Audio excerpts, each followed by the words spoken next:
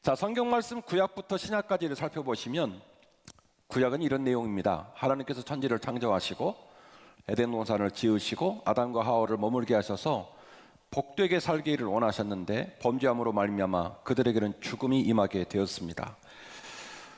죽도록 내버려 두어도 될 일이지만 하나님께서는 그들에게 가죽옷을 지어 입히시고 또 그들을 회복시키기 위하여 그렇게 애타하시면서 구약의 사랑 이야기가 기록되어져 있고요.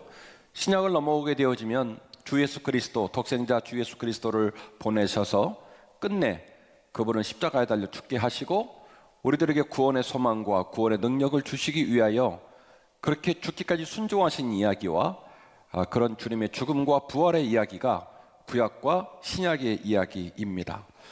그리고 그 구약과 신약을 관통하고 있는 하나님의 마음, 예수님의 마음, 우리가 깨달아야 될 하나님과 우리 사이에 작동되고 있는 위대한 사랑의 에너지를 한마디로 표현을 하라고 한다면, 한 단어로 표현을 하라고 한다면 오늘 제가 여러분에게 소개할 단어는 체휼이라는 단어입니다.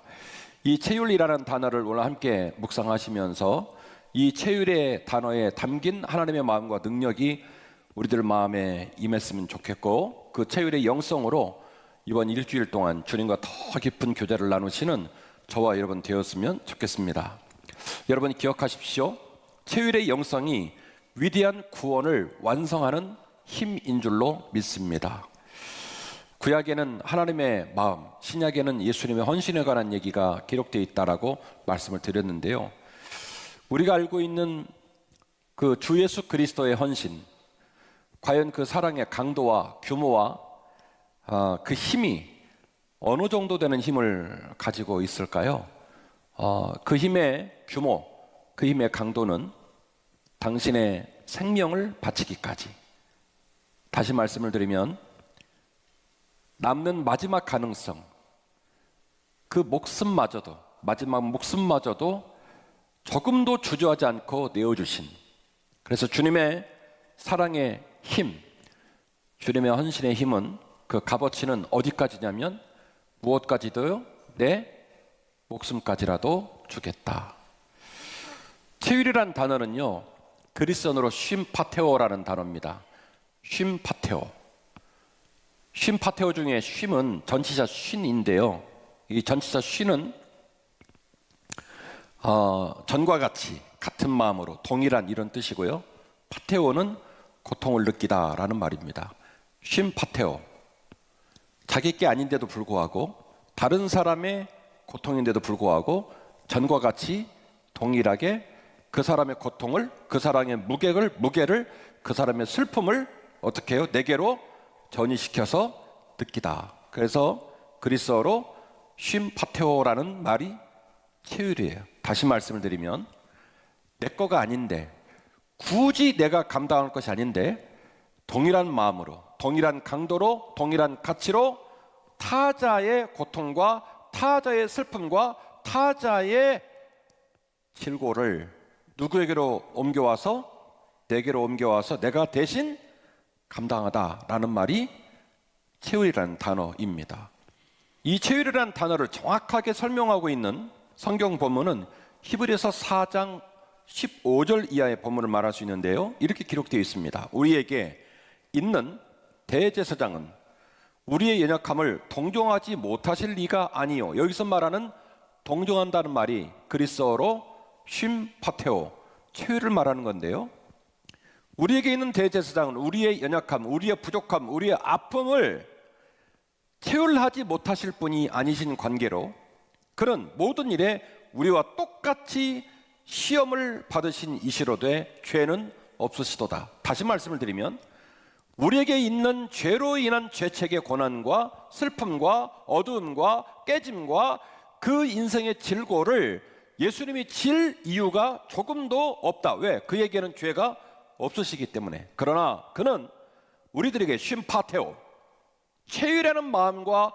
체휼하는 에너지와 체휼하는 능력으로 다가오신 분이기 때문에 당신에게는 죄가 전혀 없음에도 불구하고 그 떳떳함과 그 공의로움과 그 깨끗하신 주님의 몸에 쉼파테오, 우리들의 모든 죄와 질고와 고난을 기쁘게 어떻게 해요? 동일한 것으로 내 것으로 여기고 당신의 몸과 당신의 삶에 짊어지셨다. 그러므로 우리는 궁휼하심을 받고 때를 따라 돕는 은혜를 얻기 위하여 은혜의 보좌 앞에 담대히 나아갈 것이니라. 할렐루야. 히브리서는 말하는 겁니다. 히브리서 11장 1절 말씀을 기억하시죠? 믿음은 바라는 것들의 실상이요 보지 못한 것들의 증거이다. 그리고 수많은 믿음의 사람들의 명단을 기록했습니다. 12장 1절 이하의 말씀은 말합니다. 그러므로 우리에게 구름같이 허다한 증인들이 있다. 믿음의 길을 경주해야 된다 라고 말씀을 이어가면서 히브리서 4장 15절 이하의 본문은 말합니다. 믿음의 선조들이 왜 믿음을 경주를 했는지 아느냐? 그리고 왜 우리가 믿음의 선조들의 길을 걸어가야 되는지 아느냐? 주 예수 그리스도가 당신의 마음에 당신의 몸에 1.1억의 죄가 없음에도 불구하고 심파테오 우리들의 죄를 우리들의 질고를 우리들의 아픔을 당신의 것으로 여기시고 조금도 주저함 없이 그 모든 고통과 그 모든 죄책을 심파테오 당신의 동일한 것으로 여기고 당신의 몸에 짊어지셨기에 그분의 은혜를 따라 우리는 은혜의 보좌 앞에 담대히 나아가야 할지니라. 그렇게 권면을 하고 있는 것입니다. 자, 그렇다면 그 위대한 체율은 어떤 특징과 어떤 본질을 갖고 있기 때문에 제가 이렇게 흥분해서 이 아침부터 여러분에게 이야기를 할까요? 그 체율에 어떤 특징이 있을까요? 체율은 선행적이며 일방적인 사랑입니다. 체율에 어떤 특징이 있습니까? 체율에 어떤 능력이 있습니까? 체율에 왜 가치 있습니까? 라고 묻는다면 한빛교회 담임 목사 25년간 성경을 연구한 한빛교회 담임 목사가 말하는 체율이란 단어의 가치와 특징은 이렇게 정리할 수 있는데 체율은 선행적이며 일방적인 사랑이라는 사실입니다. 선행적이란 말은 무슨 얘기죠? 앞서간다라는 말이에요. 앞서간다. 여러분 인간의 삶의 자리에는 항상 인과율이 있습니다. 들어가는 게 있어야 나오는 게 있는 거예요. 아니 때는 굴뚝에서 연기가 안 납니다. 결국에는 부뚜막에서 불을 떼야 굴뚝에 연기가 나오겠죠. 인과율 집어넣는 게 있어야 나오는 게 있습니다. 출발해야 목적지에 도달하겠죠. 그래서 항상 인간들의 언어에는 인과율, 원인이 있고 결과가 있습니다. 그게 논리고 그게 객관성이고 그것이 합리적인 삶의 모습입니다. 원인이 없이 나오는 결과는 받아들일 수 없죠. 누가 그렇게 바보 같은 인생을 산단 말입니까? 누가 그렇게 밑도 끝도 없이 자기의 노력과 자기의 눈물과 자신의 물질과 자신의 기회를 소진한단 말입니까? 없어요, 그런 사람은. 그런데 체율이라는 단어가 어떤 특징을 갖고 있습니까? 어떤 능력을 갖고 있습니까? 라고 저에게 묻는다면 저는 이렇게 대답하는 거예요. 체율에는요 선행적이며 일방적인 사랑의 특징을 갖고 있습니다. 오늘 함께 여러분이 읽으신 본문의 말씀 누가복음 본문은 그 유명한 겟세마네 기도를 기록한 본문인데요. 이 똑같은 이야기를 기록하고 있는 마태복음에 기록된 기록은 또 다른 연도의 고난주간에 제가 소개를 한 바가 있습니다. 이 겟세마네 기도를 기록한 마태복음의 기록도 마찬가지고 누가복음의 기록도 마찬가지고 기도를 하시는 주님의 마음, 주님의 절절한 주님의 심리 상태와 그 기도에 초청을 받은 세 사람의 제자들의 심리 상태와 그들의 영성은 상당히 갭이 있어 보입니다. 선생님이 지금 어떤 마음인지, 선생님이 지금 얼마나 애가 타는지, 선생님이 지금 어떤 마음으로 제자들에게 기도할 것을 요청했는지를 제자들은 눈꼽만큼도 인지를 못하고 있어요. 그래서 마태복음의 기록도 그렇고 누가복음의 기록도 그렇고 굉장히 심리적으로 갭이 있어 보인다라는 것이죠. 예수님의 비장함과 애탐의 감정들이 제자들에게는 전혀 공감이 되거나 전혀 그들이 주님과의 관계 속에서 그 고통과 애탐을 공유하고 있지 못하는 것을 우리는 발견하게 됩니다. 오늘 본문의 말씀의 내용을 보면요 얼마나 주님의 기도가 유중했느냐 이 두 가지의 단어를 통해서 우리는 그 주님의 기도의 유중함을 그냥 한 방에 눈치챌 수 있습니다. 43절에는 주님이 기도하실 때 얼마나 급했는지 하늘에서 천사가 내려와서 주님의 그 기도를 도왔다고 그랬습니다. 여쭤볼게요. 구약성경 39권, 신약성경 27권에 이러한 사례가 나와야 안 나와요? 안 나옵니다.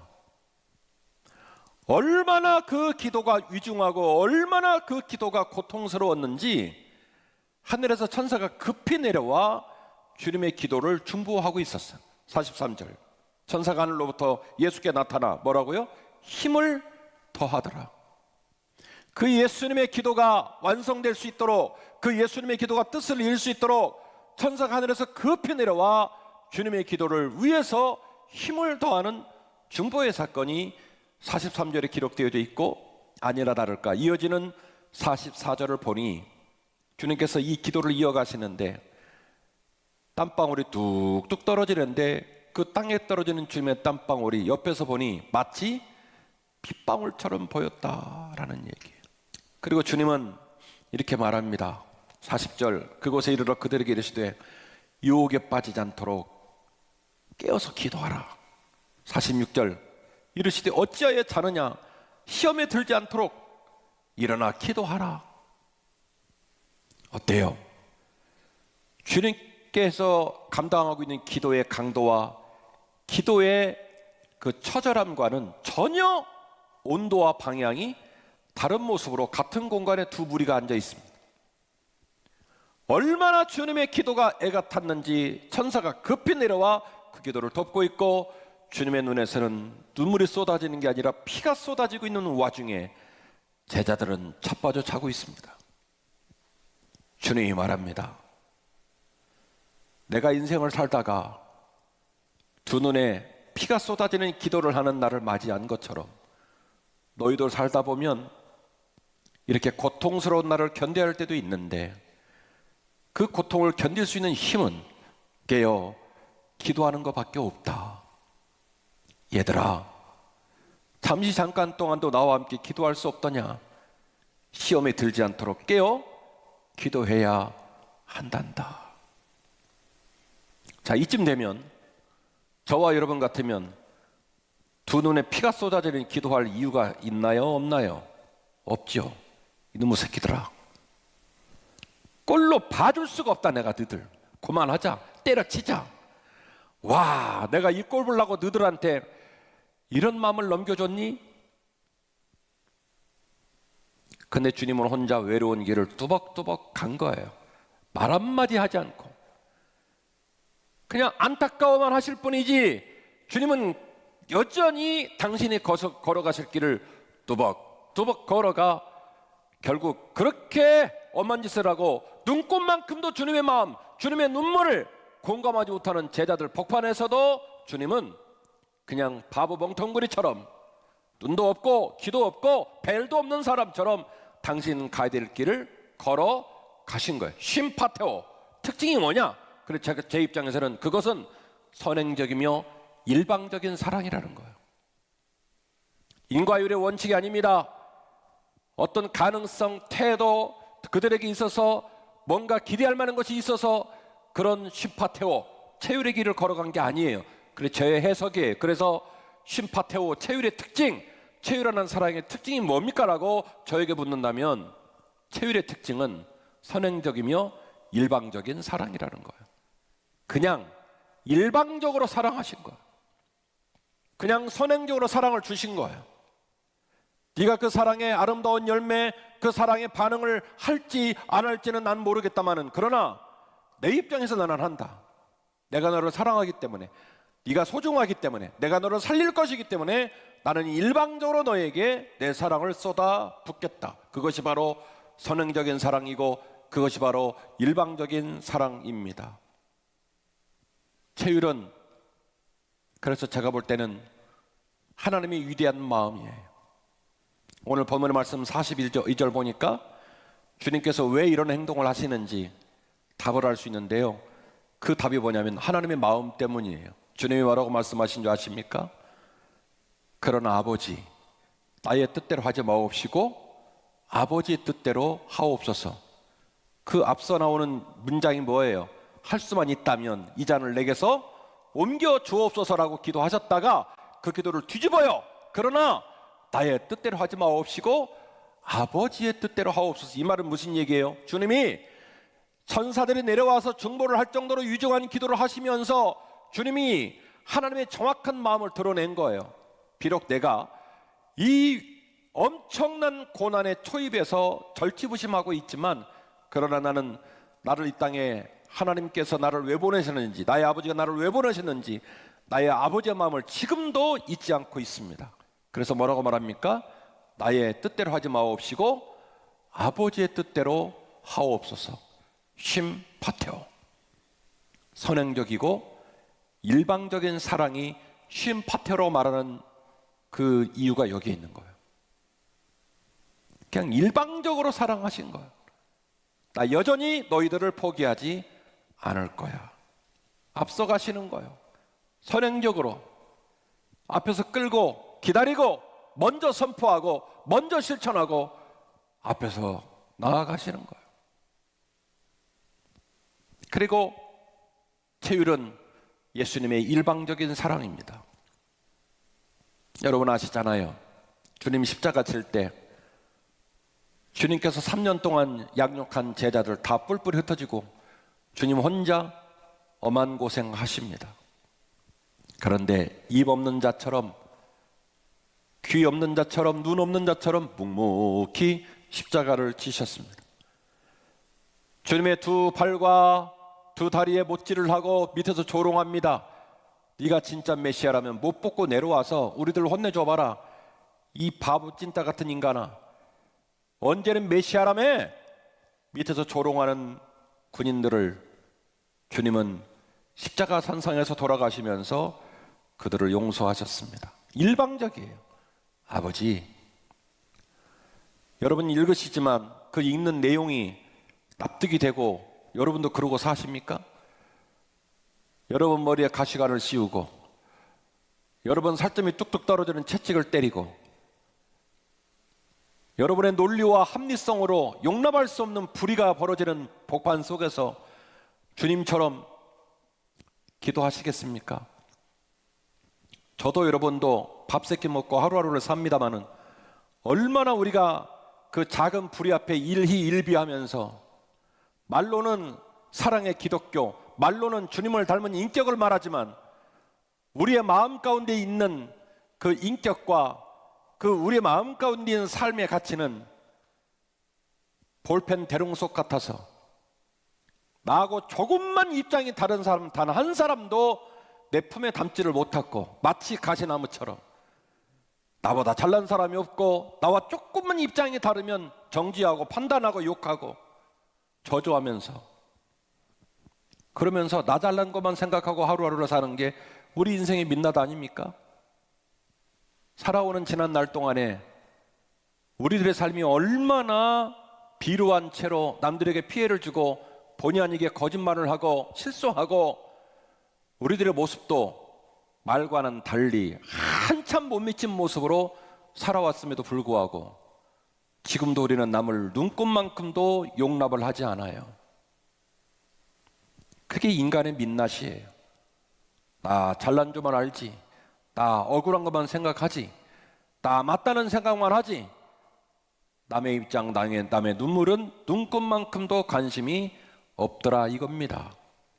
근데 주님은 그냥 다 내려놓고 일방적으로 사랑한 거예요. 제자들이 뿔뿔이 흩어져도 입에 자꾸 채우고 아무 책망도 하지 않고, 병사들이 그렇게 모욕을 하는데도 아버지, 저들이 하는 일을 저들이 몰라서 그러니까 아버지 저들을 용서하여 주옵소서. 당신은 온몸에 물이 쏟아지고 피가 쏟아져 조금 있으면 죽을 양반이 요한에게, 요한아, 우리 어머니 좀 부탁하자. 이제는 내 어머니, 나의 어머니가 아니라 너의 어머니가 되었어.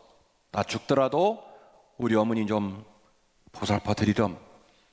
그리고 마지막에 뭐라고 하셨어요? 다 이루었다. 뭘 다 이루어요? 그냥 일방적인 사랑을 다 이루신 거예요. 무슨 소망이 있다고요? 무슨 보람이 있다고요? 무슨 기대가 있다고요? 어디를 봐도 눈꽃만큼도 열매를 거둘 만한 가능성이 보이지 않음에도 불구하고 당신이 걸어갈 길, 당신이 하셔야 할 사명을 그냥 일방적으로 다 쏟아내고 다 이루어 주신 거예요. 요한복음 3장 14절입니다. 모세가 광야에서 뱀을 든 것 같이 인자도 들려야 하리니 이를 믿는 자는 영생을 얻게 하려 하심이라. 하나님의 세상을 이처럼 사랑하사 독생자를 주셨으니 이는 그를 믿는 자마다 멸망하지 않고 영생을 얻게 하려 하심이라. 하나님이 그 아들을 세상에 보내신 것은 세상을 심판하려 함이 아니시요 그로 말미암아 온 세상이 구원을 받게 하려 하심이니라. 아멘. 눈 없는 자처럼, 귀 없는 자처럼, 벨도 없는 자처럼 선행적인 그 길, 일방적인 그 길, 핏물이 뚝뚝 떨어지고 비명의 고난이 있는 그 길을 주님이 묵묵히 걸을 수 있었던 유일한 힘은 뭐냐면 언젠가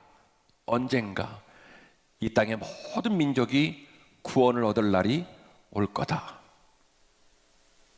내 비록 혼자 엄한 고생하고 눈물이 핏물처럼 보이는 길을 걸어가도 내 이 일방적인 사랑과 선행적인 사랑 때문에 언젠가 이 땅 모든 민족이 구원을 받을 날이 올 것이다. 이 사명 하나 때문에 주님은 쉼파테오, 체유라는 사랑의 길을 걸어가신 거예요. 말씀의 결론입니다. 우리 주님의 체유를 묵상하고 우리가 감당해야 될 체유에도 눈을 좀 떠야 할 줄로 믿습니다. 참 감사한 것은 우리 성도들이 저에게 목사님, 우크라이나 시민들이 그렇게 고통을 당하는데 좀 돕고 싶어요, 이런 얘기를 많이 하셨어요. 그래서 제가 이왕 우리가 우크라이나를 도울 일이라면 실리적으로 실제로 그들에게 빵 하나라도 줄 수 있는 그런 모습이 얼마나 좋을까. 그래서 여러 가지 연을 동원해서 드디어 연결이 됐습니다. 이번 일주일 동안 우리를 위해서 선행적으로 체휼하시고 일방적으로 체휼하신 주님의 마음을 잘 묵상하시면서 부활주일까지 주님이 왜 그 길을 먼저 걸어가셨는지, 주님이 왜 그 사랑을 일방적으로 주셨는지를 잘 묵상하시면서 체휼의 영성으로 보내셨으면 좋겠고요. 지금 우크라이나에서 속절없이 죽어가고 있는 수많은 시민들, 그나마 남아있는 분들도 목숨이 보존되기를 간절히 원합니다. 주께서 은혜 주셔서 빨리 종전이 되게 하시고 그 수많은 피난 가지 못하는 시민들도 목숨이 보존되기를 간절히 원하는데, 그들을 돕는 일에 우리가 그 고통스러운 짐을 나누어 지고, 또 서울신학대학교 기숙사 제대로 잘 지어져서 학생들을 잘 훈련시키고, 또 우리 교단 삼천기 교회에 파송시켜서 교단의 교회를 잘 섬길 수 있도록 이 일에도 우리가 함께 동참했으면 좋겠다 하는 마음이 듭니다. 오늘 말씀 제목 체휼의 영성이었습니다. 체휼을 깨닫고 나면 체휼이 상황과 환경에서 발생하는 자연스러운 힘이 아니라는 것을 우리는 깨달아 알 수 있습니다. 체휼의 영성을 깨닫고 나면 어둠을 뚫고 불가능을 가능과 열매로 맺으시는 주님의 위대한 헌신과 그 주님의 체휼의 사랑을 비로소 일부라도 깨달을 수가 있습니다. 체휼의 영성을 사모하면 우리 가정도, 우리 교회도, 이 땅도 가장 위대한 에너지로 섬길 수가 있습니다. 이 체휼의 영성으로 우리의 심령을 다시 한번 다잡고 이번 일주일 동안 손에 손 맞잡고 우리 그동안 쉬었던 성도들 다 불러내고 우리 예배당에서 함께 찬양하고 함께 울고 함께 기도하고 믿음의 길 뚜벅뚜벅 걸어가 주님께서 일방적이고 선행적인 그 쉼파테오 체휼의 길을 걸어가셨던 것처럼 우리도 그분의 가신 길을 본받아서 함께 그 길 동행하는 저와 여러분 되었으면 좋겠습니다.